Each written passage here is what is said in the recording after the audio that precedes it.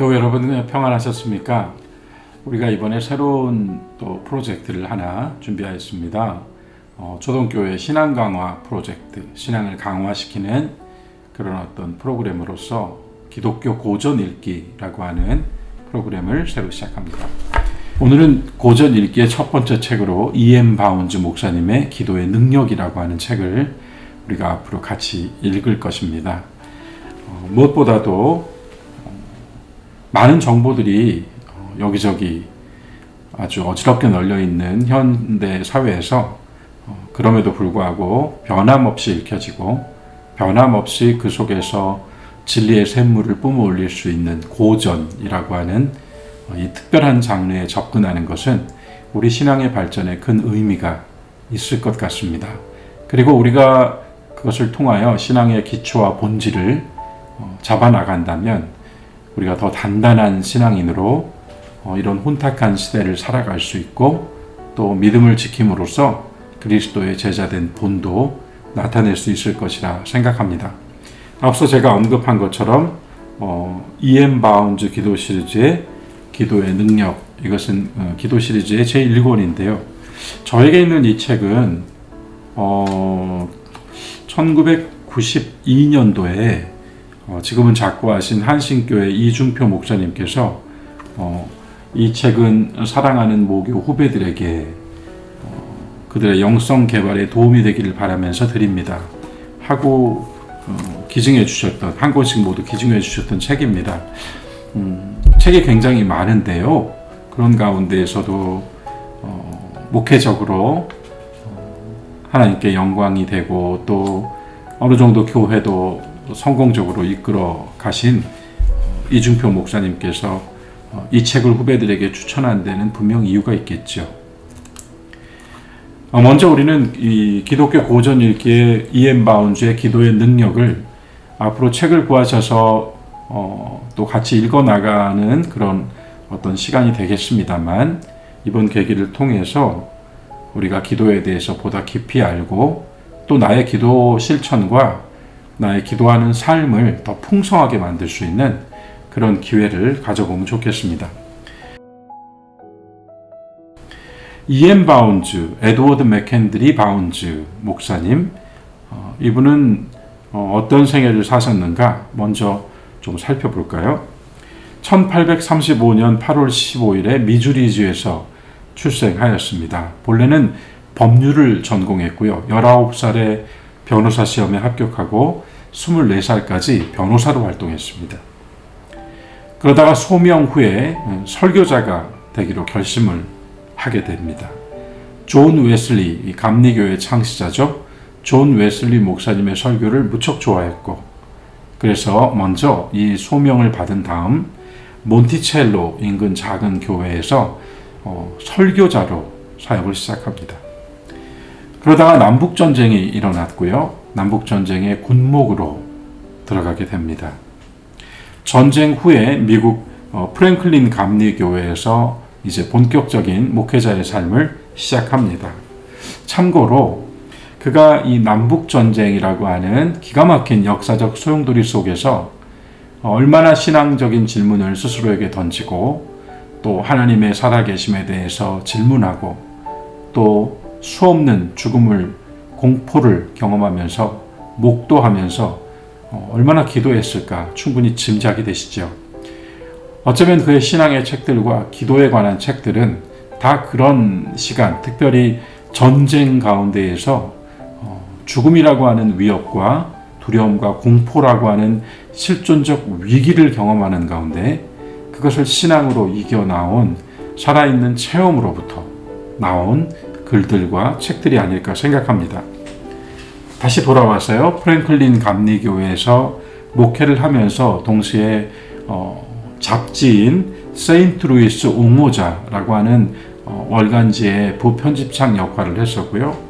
그러면서 내슈빌로 이주한 후에 남감리교단, 미국 남감리교단 전체를 위한 주간 기독교 옹호자라고 하는 주간지의 편집장, 부편집장 역할을 담당합니다. 법률가이고 또 설교자이고 또 전쟁을 겪으면서 신앙인의 어떤 변화들을 다시 한번 깊이 체험하고 그 속에서 잡지의 부편집장 역할을 하였다. 그런 어떤 이력을 볼 때 그가 쓴 글들이 얼마나 강한 필치로 단호하고 그러면서도 명료하게 자신의 안에 자신이 가지고 있는, 자신이 알고 있는 그런 어떤 영적 지식들을 글로 썼을까 충분히 짐작이 됩니다. 1894년 내슈빌에서 은퇴하고 조지아주의 워싱턴으로 이주한 후에 19년의 여생을 보내는데요.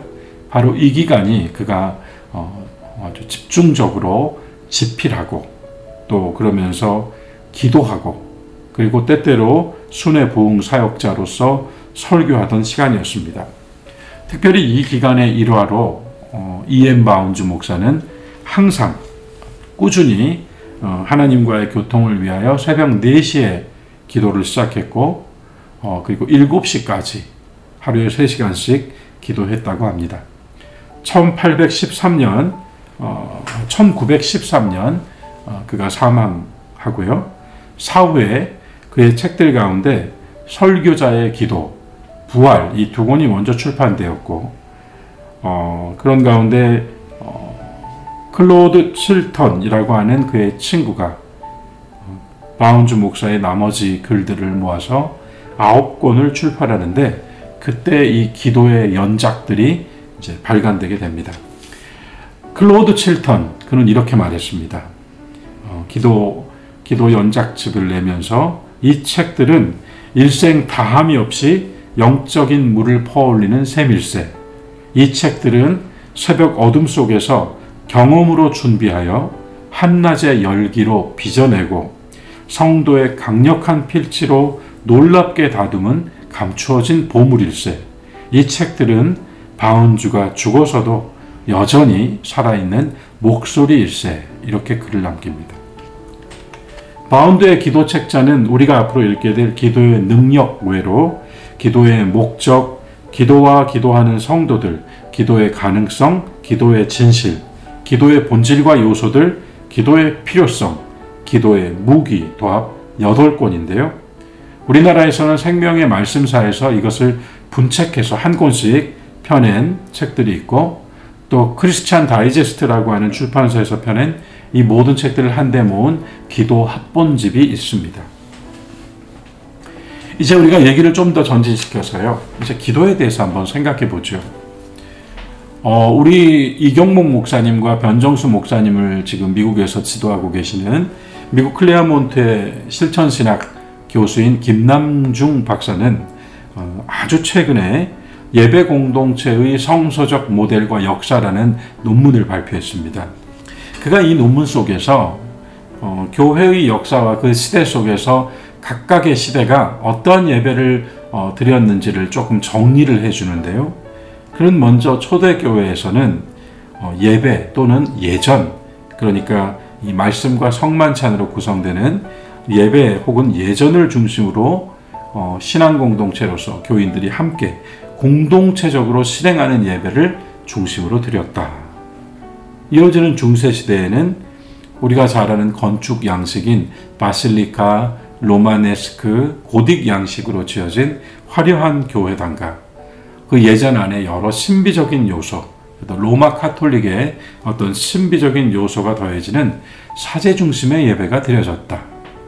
그리고 이어지는 종교개혁 시대에는 다시 이 사제 중심의 예배가 해체되고 회중들이 중심으로 하는 공동예배의 교회 또는 신앙공동체로서 공동체적인 어떤 신앙의 행위로서의 예배, 이렇게 김남중 박사는 의미 규정합니다.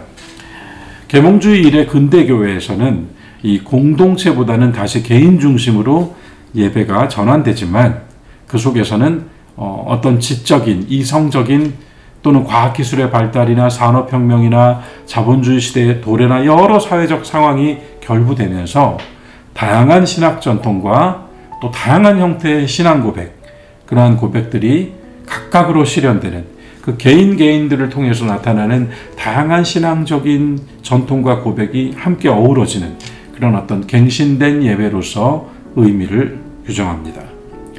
이 현대 사회의 이 포스트 모던 시대, 또 우리는 이제 이 코로나 시대라고도 부르는 이 시대의 예배는 초대교회의 본질을 회복하면서 동시에 공동체성이 강화된 리터지, 예전 예배가 중심이 될 것이다. 이렇게 전망을 하고 있습니다.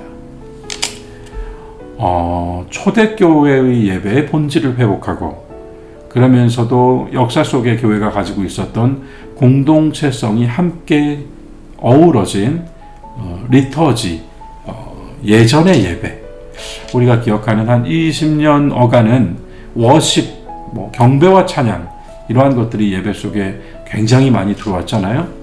그러나 이 포스트 모던 시대, 코로나 시대에 더욱 예배 그 자체의 영성, 그 예배의 순서들을 통하여서 그 딱 정해진 그러면서도 아주 거룩하게 구별된 순서들을 통하여서 예배에 깊이 침잠에 들어가는 어떤 종교심, 신앙심의 발로로서 이 포스트 모던 시대 예배를 이야기하는 거죠.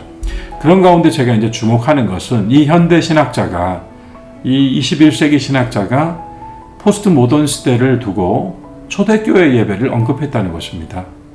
초대교회 예배. 자, 그럼 잠시 초대교회로 들어가 보죠. 초대교회, 특별히 로마의 주교였던 히폴리투스라고 하는 인물이 교부이죠. 교부 히폴리투스가 3세기에 사도적 전승이라고 하는 책을 쓰게 되는데요. 그 책이 지금까지 남아서 전래되고 있습니다. 히폴리투스는 특별히 이 사도전승을 통해서 초대교회에서 드려지던 예배와 성례전과 또한 기도, 또 함께 하는 어떤 공동의 생활, 이런 것들에 대해서 그 당시의 이야기를 다 담아줬어요. 그래서 우리가 초대교회의 예배로 돌아간다, 초대교회 예배의 본질을 회복한다 라고 할 때는 히폴리투스의 사도전승을 간과할 수가 없습니다. 특별히 그가 이 사도전승에서 기도를 가르쳐 줍니다. 이것은 초대교회 사람들이 드렸던 기도이고 사도로부터 이어진 어떤 사도의 가르침들로부터 이어진 기도의 어떤 그 원초적인, 그 원칙적인 내용들이라고 할 수 있겠습니다. 히폴리투스는 그의 사도전승에서 다음과 같이 기도에 대해서 이야기해 줍니다. 기도는 감사와 찬양이 중심을 이루어야 한다. 여러분, 우리가 기도할 때 보통 간구하고 외치고 부르짖는 것을 생각하잖아요. 그런데 초대교회의 기도는 감사하고 찬양하는 것이 중심을 이룬다. 이렇게 가르쳤습니다. 특별히 데살로니가 전서의 말씀에서처럼 쉬지 말고 기도하라. 이것이 초대교회에선 아주 중요한 문제였어요. 쉬지 말고 기도하라. 이것을 어떻게 구체적으로 실천할 것인가. 그러면서 교부들은, 초대교회의 스승들은 삶 전체가 예배와 기도가 될 때 온전함에 이를 수 있다. 이렇게 가르쳤습니다. 그러니까 기도의 행위 그 자체가 아니라 내가 하나님 앞에 서는 그 마음과 그 마음의 상태와 자세가 더 중요하다고 가르친 것입니다. 기도는 의식이나 정신으로 할 수 있지만 이 초대교회 전통에서는 영으로, 성령으로 하지 않는 기도는 참된 기도가 될 수 없다.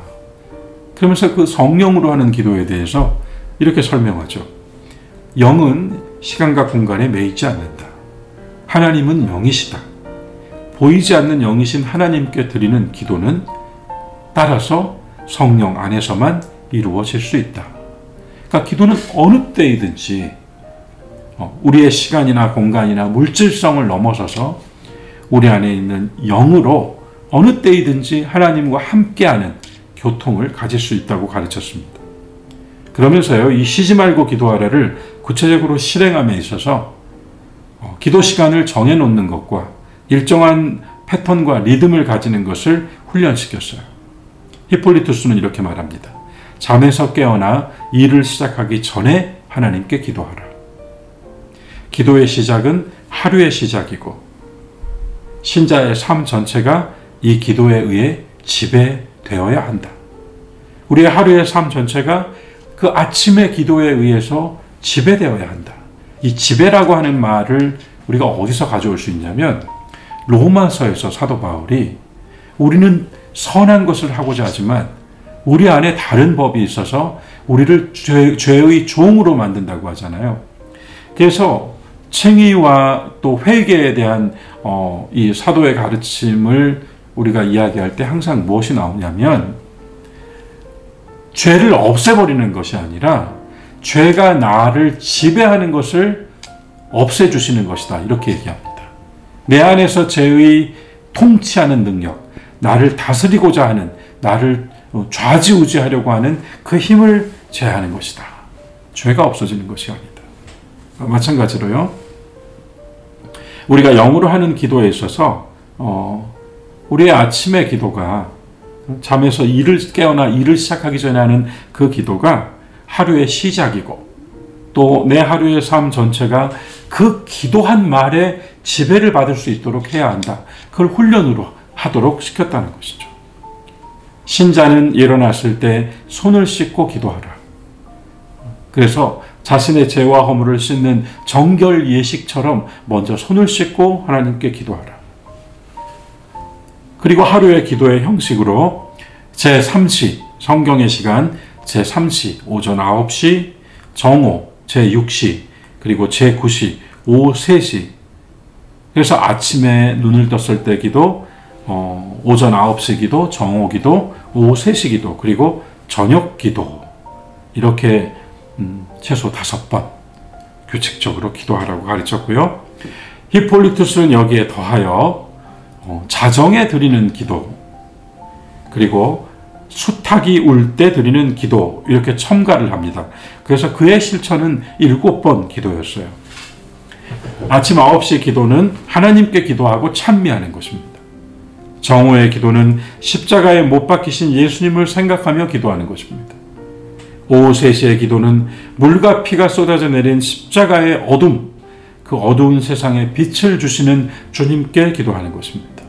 잠자리에 들기 전에 하는 기도는 온 몸과 마음을 정결하게 하고 숨을 손에 불어넣은 그 표시를 하면서 몸을 성령으로, 성령의 은사로 하나님의 숨결로 성화시킨 뒤에 기도하라. 이렇게 가르쳤어요. 그러면서 히폴리투스는 자정에 드리는 기도는 오랫동안 이어져 내려온 우리 기독교회의 유산이다. 예수께서 그리하셨고 이 자정이라고 하는 시간의 의미를 창조세계에 있는 모든 것들이 잠깐 멈춰서서 호흡을 고르며 하나님을 찬미하는, 창조주 하나님을 찬미하는 시간으로 봤고요. 그리고 성경에 나오는 열 처녀와 같이 오시는 신랑을 기다리는 신부가 불을 켜놓고 있는 시간, 잠이 깨어 잠들지 않고 깨어있는 시간으로서 이 자정 기도는 기독교의 유산이다. 이렇게 히폴리투스는 가르쳤습니다. 히폴리투스의 이와 같은 기도의 가르침들이 오늘날 우리들에게 다시 어떻게 적용돼야 될지는 우리가 함께 이렇게 공부하면서 또 이후에 책을 읽으면서 구체적으로 나의 삶으로 가져오는 그런 어떤 우리들의 번외의 작업이 반드시 따라와야 합니다. 히폴리투스에 이어서 이제 초대교회 기도의 영성으로 또 한 명 오리겐이라고 알려져 있는데요. 이 오리겐을 중심으로 조금 더 세부적인 내용을 살펴보겠습니다. 초대교회 기도의 영성은 기도는 영적인 호흡이다. 우리가 지금도 이 말을 쓰고요. 지금도 기도에 대한 정의를 말할 때 제일 먼저 영적 호흡이라는 말을 씁니다.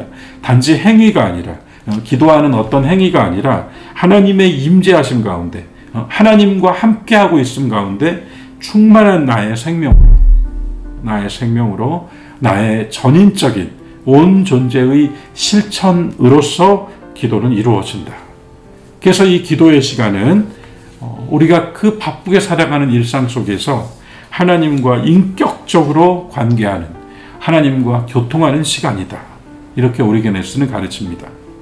기도의 시간은 규칙적으로 리듬과 패턴을 가져야 한다. 앞서 히폴리투스의 교훈과도 같죠. 적어도 오리게네스는 적어도 하루에 2번 아침과 저녁으로 기도하라. 알렉산드리아, 지금의 이집트에 있죠. 알렉산드리아의 교부였던 오리겐은 기도에 관하여라는 책을 통해서 이러한 모든 내용들을 우리에게 전해줍니다. 그러면서 그는 무엇보다 먼저여야 할 것은 주님 가르쳐 주신 기도다, 이렇게 강조합니다. 주기도문은 모든 기도의 표준이고 규범이고 모범이다. 그래서 신자는 주기도문을 한 다음에 자신의 기도를 첨부하라, 이렇게 훈련시켰어요. 또 하나 그가 강조한 것은 성령의 사역입니다. 로마서 8장 26절에서 우리는 마땅히 빌 바를 알지 못하나 성령께서 탄식하시며 우리의 연약함을 도우시고 우리를 위하여 친히 간구하시느니라 하는 로마서 8장 26절 말씀을 가지고 하나님께서 성령을 통하여 신자에게 은혜를 주심으로, 하나님께서 성령을 통하여 하나님 자신을 신자에게 계시해 주심으로 바로 기도가 그 은혜와 계시의 통로가 되는 것이다 라고 그는 가르쳤어요. 기도는 예수님의 명령처럼 골방에서 하는 것, 그러나 여기서의 골방은 따로 떨어진 외딴 방을 의미하는 것이 아니라 성령으로 기도하는 것. 나의 감각된 인상과 느낌들, 내 안에 온갖 분산된 생각들을 다 잠시 버리고, 그리고 온전히 내 마음을 다하여 하나님께 기도드리는 것입니다. 성경을 읽고 그 성경의 말씀을 가지고 기도하라. 성부 하나님의 비추어 주심, 조명해 주심, 하나님이 나를 비추어 주신다 하는 그런 어떤 영적인 감각을 가지고, 말씀, 그리스도의 가르침을 가지고 성령의 역사, 내 마음 속에서 분산되고 감각된, 또한 기도를 방해하는 것들을 제하여 주시는 성령의 역사 안에서 우리를 위하여 우리가 기도할 것까지 알려주시고 기도해 주시는 성령의 역사 안에서 기도하라. 그러면서 우리에게는 진정한 기도를 체험한 사람은 무신론적 입장을 벗어날 수 있다. 그리고 주님께 헌신된 제자라면 누구나 기도의 유익이 무엇인지 알고 있다라고 씁니다. 기도가 없이는 하나님과의 진정한 교제나 하나님과의 만남이 불가능하다. 단순히 구하는 것이 아니라 하나님의 임재 속에서 그분 앞에 서서 말하는 것이다. 말하는 것이다. 마음과 눈을 들어올려 지상적인 것들로부터 돌이키고 영원하신 하나님을 바라보며 그분의 복락을 구하는 것이다. 기도의 훈련은 하나님께 마음을 집중하는 것이다. 내 마음속에 있는 분노와 타락한 생각들과 죄악된 정욕들을 먼저 제거하고 기도하라. 마음의 순결은 기도에서 가장 중요한 실천의 과제라 하면서 그는 마음과 영혼의 정화라는 말을 사용했습니다. 기도는 신비한 하나님과의 교통과 그리스도와의 연합으로서 뿐만 아니라 나의 삶이 그 기도와 일치되는 것이 되게 하라 하는 교훈을 더합니다. 우리에게는 성경에 쉬지 말고 기도하라를 지속적, 규칙적 기도로서 뿐만 아니라 우리가 살면서 선행을 행하고 계명을 지키는, 사랑의 계명을 지키는 그런 실천 행위도 넓은 의미에서 성도의 삶과 그 행함으로 나타나는 끊임없는 기도라고 가르쳤어요. 이 점이 좀 더 특별하죠. 땅과 하늘의 모든 복을 가져오는 응답받는 길, 그리고 기도의 유익함은 예수 그리스도께서 모범이 되신다. 왜냐하면 성경에서 예수께서 하신 모든 기도는 다 응답받았다. 이렇게 우리에게는 전제합니다. 지상의 복뿐만 아니라 하늘의 복, 하나님의 영적인 복, 평강을 구하고 또한 이와 같은 하늘의 복을 권면하고 함께 추구하라. 그러면서 우리에게는요, 기도가 어떻게 구성되어야 하는지를 정리해 줬어요. 그러면서 이것은 나의 주장으로가 아니라 성경 말씀이 곳곳에서 증언하는 것이다 했습니다. 그는 기도를 구성하면서 제일 먼저 하나님께 영광을 돌리는 것으로 시작하라. 예배가 거룩하신 삼위일체 하나님께 올리는 송영으로 시작하듯이 기도 역시 하나님께 영광을 돌리는 것으로 시작하라. 그리고 두 번째, 자신과 사람들에게 허락해 주신 하나님의 복들에 감사하라. 은혜에 감사하라. 세 번째로, 하나님 앞에서 자신의 죄를 쓰라린 마음으로 통회하고 회개하고 고백하라. 네 번째로, 간구하고 이웃과 형제들을 위하여 시대와 교회를 위하여 중보하라. 그리고 마지막 기도는 다시 하나님께 영광을 돌리며 그리스도의 이름으로 마쳐라. 우리에게는 기도는 거룩한 우리 삶의 희생제사이고, 기도하는 모든 우리의 목소리, 우리의 마음은 하나님께 바쳐지는 향기라고 했습니다. 성전 제단의 불이 항상 켜져 있어야 하듯이 기도를 통하여 우리 마음의 성전, 우리의 영혼 역시 항상 밝혀 있어야 한다. 우리의 전 존재를 바치되 마치 제물을 태워드리는 희생의 제사처럼 거룩하고 고결하게 기도하라. 끝으로 초대교회는 어떻게 기도를 하도록 몸소 실행하도록 그 형태와 자세를 가르쳐 주었는가 마지막으로 살펴보죠. 초대교회의 기도는 보통 서서 손을 들고 하늘을 바라보는 기도였습니다. 오늘날 우리의 예배 속에서 이 축도 때 여러분들과 제가 서서 함께 기도하는 것이 바로 이때의 기도를 실천하는, 실현하는 그런 어떤 한 순서라고 하겠습니다. 무릎을 꿇고 드리는 기도는 참회의 기도에서 발전했습니다. 참회하고 애통하고 순종하는 표시로서 초대교회 성도들은 무릎을 꿇고 기도했습니다. 그래서요, 무릎 꿇고 드리는 기도는 부활주일과 그 후 50일간 동안은 행해지지 않았습니다. 그 시간에는 참회가 끝나고 구원, 용서와 구원이 이루어진 후 할렐루야로 기도하는 시간으로 여겼습니다. 또한 주님의 재림을 기다리며 깨어 기도하는 것으로서 밤의 기도, 철야 기도가 초대교회에서도 실행됐습니다. 아침에 해가 뜨는 동편을 향하여 기도하는 훈련도 있었습니다. 그것은 초대교회의 영성도 그렇습니다만 기독교 영성의 중요한 한 축인 하나님의 빛의 영성을 담아내는 것이었습니다. 무엇보다도 기도의 자세는 형식이 아니라 정성과 영적인 삶의 실천으로 우리가 어떠한 자세로든지 우리의 형식으로서가 아니라 우리의 마음 그리고 우리의 영의 실천으로서 기도하는 우리의 태도와 몸짓을 가져야 된다고 초대교회는 가르쳤습니다. 초대교회의 기도는 계속 하나님과 교제하며 대화하는 성도의 삶 전체를 상징하고 이것이 그 성도의 삶의 리듬이 되었다라고 우리에게는 마무리를 해줍니다. 교회 여러분, 오늘 우리는 이 초대교회의 기도 전통을, 기도의 영성을 다시 한번 확인해 보면서 우리가 앞으로 읽게 될 E.M. 바운즈의 기도의 능력으로 들어가기 전 먼저 우리가 우리의 기도와 또 우리에게 기도를 가르쳐 주신 믿음의 교사들의 어떤 교훈들을 다시 한번 생각해 봤습니다. 유익한 시간이 되셨기를 바라고요. 이후 이제 다음 시간부터 우리가 함께 E.M. 바운즈의 기도의 능력을 읽어 나갈 텐데요. 방법은 전체로 읽어 나가는 것이 아니라 각 챕터에서 그 챕터의 핵심이 되는 그런 구문이나 단락을 읽는 방법으로 하겠습니다. 추후에 우리가 이 기독교 고전 읽기가 좀 더 발전한다면 책 전체를 한번 읽어보는 그런 과정도 가능하리라 생각합니다.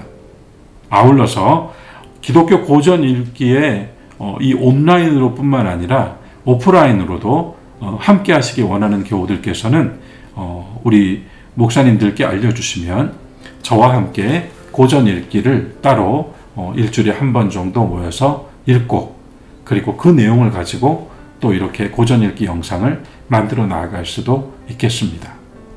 여러분 기대가 되실지 모르겠습니다만 우리가 앞서 제목을 그렇게 정한 것처럼 우리의 신앙을 강화시키는 프로젝트로서 기독교 고전 읽기가 좀 더 새로운 시도가 되고 또 우리들에게는 신선한 신앙적 충격, 동시에 신앙적 도움이 될 수 있기를 바라는 마음입니다.